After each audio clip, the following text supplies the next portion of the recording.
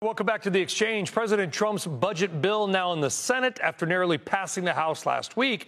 But the battle is far from over as the budget still faces some GOP opposition in the Senate. Emily Wilkins in D.C. for us with the latest and exactly, I guess, where we stand, Emily. Hey, Brian, well, yeah, at this point, we're only halfway there. The Trump mega bill is on to the Senate where more hurdles are awaiting.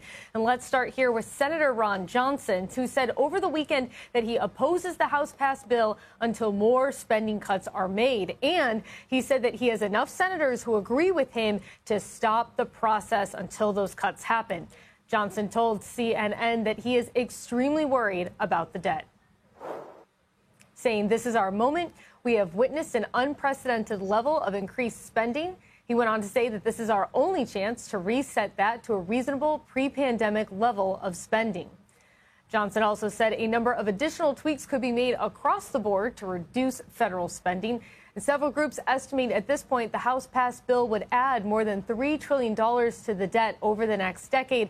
That includes Penn Morton and the Committee for a Responsible Federal Budget. Now, we are still waiting on the official scorekeepers for Congress to weigh in here on exactly how much it's going to add.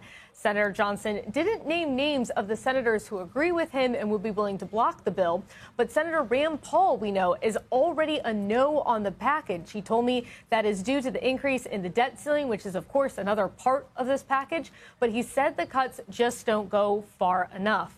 Of course, you do too many cuts to programs like Medicaid or to green energy tax credits, and you could risk the support of other senators who want to keep those programs. So it's going to be a delicate balance.